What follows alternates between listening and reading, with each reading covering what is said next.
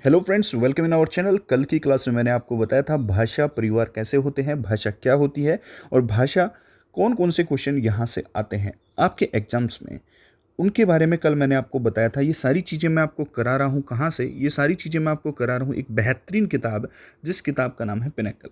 Pinnacle static GK, ये पहला addition है। इसके और भी संशोधित एडिशन आ चुके हैं। आप मार्केट में जाएं, खरीदें, ऑनलाइन मंगवा सकते हैं या फिर आप कहीं से भी इसको परचेज कर सकते हैं। बेहतरीन किताबों में से एक या सबसे बेहतरीन किताब है पिनेकल।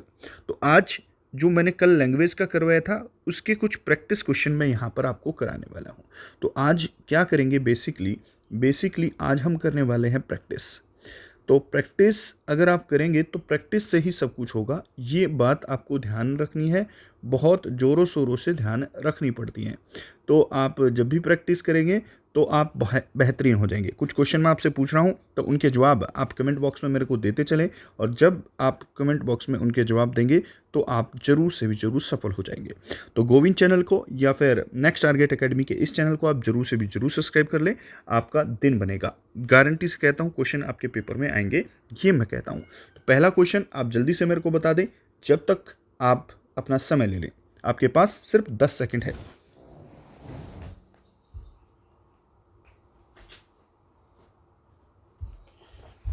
तो पहला क्वेश्चन आपका है, निम्नलिखित में से कौन सी भाषा तिब्बत बर्मी भाषा परिवार से आती है? देखो, मैंने आपको बताया था कि भारत के अंदर भाषा परिवार पाए जाते हैं। तो भारत में जो भाषा परिवार पाए जाते हैं उनकी संख्या कितनी है? 4 है। अब 4 में से आपसे पूछा क्या है? तिब्बत का पूछा है कि तिब्बत प्लस बर्मी भाषा का परिवार की कौन सी भाषा है? तो अगर मैं आपको बताऊं वो भाषा आपकी कौन सी है? त्रिपुरी भाषा। यहाँ आप ध्यान रखेंगे, ठीक है। तो ये भाषा कौन सी हो गई आपकी? त्रिपुरी भाषा जो है, ये त्रिपुरी भाषा जो है त्रिपुरा में बोली जाती है। तो यही आपकी इंडो बर्मा भाषा के रूप में चयनित है। याद रखना, ध्यान रखना। उसके बाद आपको और कुछ ध्यान रखना है। अगला क्वेश्चन आप जल्दी से बताएं मेरे को, निम्नलिखित में से पड़ोसी जो देश हैं भारत के, मैंने कल बताया था, उनकी कुछ राजभाषाएं हैं, उनके साथ सही सम्मिलित कीजिए। यानी कि सही मिलान का क्वेश्चन है। जल्दी अपना समय ले लें और सही मिलान करें यहाँ पर, ठीक है। तो पहला श्रीलंका दिया गया है, और भूटान दिया गया है, और म्यांमार दिया गया है। 3 देशों की भाषाएं हैं और 3 देशों की भाषाओं का सही मिलान आपसे पूछा है। तो जल्दी से बताएं। देखो, मैं आपको बता देता हूँ आपके ध्यान के लिए। श्रीलंका के लिए जो भाषा है ना, वो सिंगली भाषा है। तो सिंगसरी ऐसे याद रख लें, सिंगली भाषा।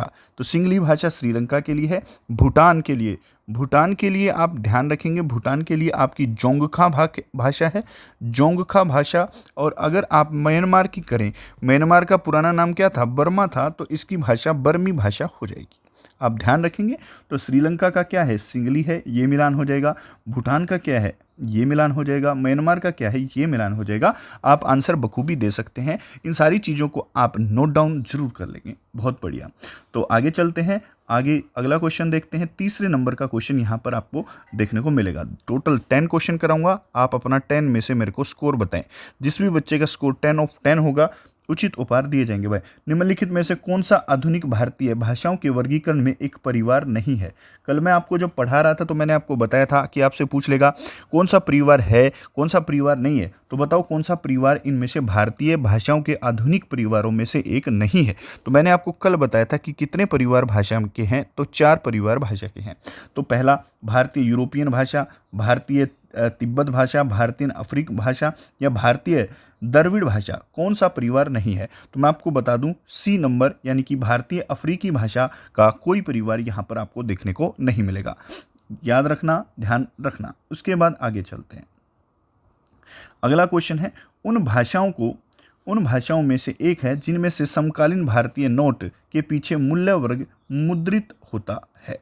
यानी कि जो भी आपका नोट होता है, नोट जो होता है, उसके ऊपर कुछ भाषाएं होती हैं, और भाषाओं में से इनमें से कौन सी ऐसी भाषा है जिनमें भारतीय नोटों के ऊपर लिखा जाता है उसको? लगभग 15 भाषाएं भारतीय नोट पर होती हैं। उनमें से एक इनमें से है, मैं आपको बता देता हूं, इनमें से एक है नेपाली भाषा। इसको आप याद रखेंगे। जोंगखा भाषा कहाँ की है?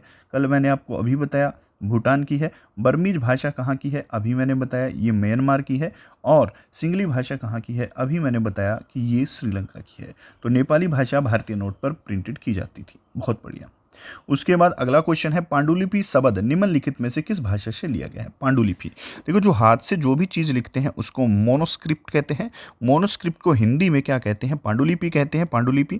और पांडुलिपि जो है वो किस भाषा का शब्द है, तो आपने अपना आंसर चुन लिया होगा। मैं आपको बता देता हूँ, ये लैटिन भाषा का शब्द है। तो आंसर इसका क्या हो गया, इसका आंसर हो गया लैटिन भाषा। बहुत बढ़िया। उसके बाद अगला क्वेश्चन आपकी स्क्रीन पर 6 नंबर का, तमिलनाडु की आधिकारिक व सबसे प्रमुख तमिल भाषा का संबंध किस भाषा परिवार से है।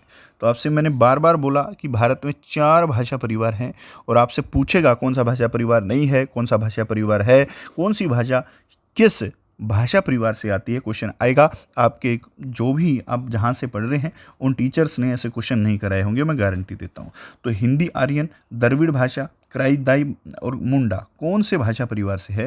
देखो ये जो आपका तमिलनाडु पड़ता है, ये तमिलनाडु पड़ता है यहाँ तमिलनाडु है ना। तो तमिलनाडु पड़ता है दक्षिण में, और दक्षिण में जो भाषा परिवार है वो है द्रविड़ भाषा परिवार। याद हो जाना चाहिए, आपके पेपर के लिए इंपॉर्टेंट है। उसके बाद अगला, किस भाषा, भारतीय भाषा की आधिकारिक भाषाओं में से एक भाषा कोकबोरोक, बहुत बढ़िया है, कोकबोरोक कहाँ की भाषा है, कुल मिलाकर ये पूछा है।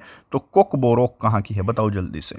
कोकबोरोक जो भाषा है बेटा, आप देखो याद रखना, कोकबोरोक भाषा आपकी है त्रिपुरा की। क्या है, त्रिपुरा की भाषा है आपकी कौन सी, कोकबोरोक। आपको याद रखना है, बहुत बहुत ध्यान से याद रखना है।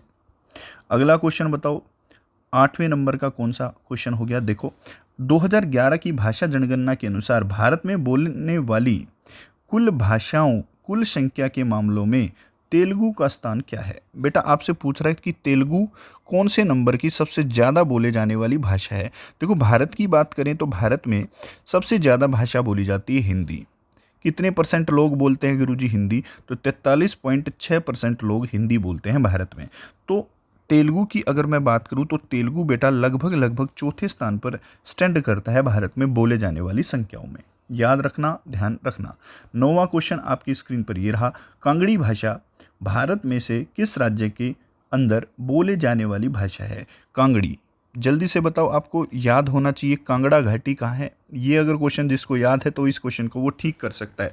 तो कांगड़ा घाटी कहाँ है, तो वहीं कांगड़ी भाषा भी बोली जाएगी। कांगड़ा घाटी, कांगड़ी भाषा, ये आपको याद रखना है। आपने सुना होगा कुल्लू कांगड़ा घाटी, कुल्लू कांगड़ा घाटी, ये आपने सुना है। कुल्लू कांगड़ा घाटी कहाँ है, तो कुल्लू कांगड़ा घाटी जो है बेटा वो आपकी हिमाचल प्रदेश में है। तो आंसर हो गया हिमाचल प्रदेश की एक भाषा है कांगड़ी भाषा। याद रखना, ध्यान रखना, पेपर के लिए इंपॉर्टेंट है। उसके बाद तेलंगाना की दूसरी भाषा कौन सी है, तेलंगाना की दूसरी राजभाषा कौन सी है, आपको जल्दी से मेरे को बताना है। देखो बात हुई है तेलंगाना, तेलंगाना जो याद हुआ था वो बेटा बना किससे था, आपको पता है आंध्र प्रदेश से अलग होकर तेलंगाना को बनाया गया था। अब तेलंगाना डे कब मनाया जाता है सर, 2 जून को मनाया जाता है, क्योंकि 2014 में इसकी स्थापना हुई थी। और अगर मैं बात करूं इसकी दूसरी आधिकारिक भाषा की तो वो है उर्दू। आप लोग 100% टुल्लू भाषा लगाते थे, तो ये गलत है। तो इसका आंसर क्या है, इसका आंसर है उर्दू। तो आप लोगों ने 10 क्वेश्चन किए हैं, और आउट ऑफ 10 आपके कितने नंबर हैं ये मेरे को आपको कमेंट में बताना है। और साथ साथ आपको मेरे को ये बताना है तमिल भाषा को क्लासिकल लैंग्वेज के रूप में कब मान्यता मिली थी। पहला क्वेश्चन ये आपको कमेंट बॉक्स में बताना है। दूसरा क्वेश्चन आपको मेरे को बताना है कि जो संस्कृत भाषा है उसको कब क्लासिकल लैंग्वेज के रूप में जोड़ा गया। तीसरा क्वेश्चन, सिंधी को भारतीय संविधान में किस संविधान संशोधन के द्वारा जोड़ा गया था। तो आज की क्लास में इतना ही, मिलते हैं अगली क्लास में। नमस्कार, जय हिंद, जय भारत। कल की क्लास में मैं आपको कराऊंगा सेंसस के थ्योरेटिकल पोर्शन पर मैं आपको लेकर चलूँगा। उसके बाद जैसे ही सेंसस खत्म होगा उसके MCQ मैं आपको कराऊँगा, और इन्हीं सीरीज़ के साथ ये लेक्चर चलते रहेंगे। नमस्कार, जय हिंद, जय भारत।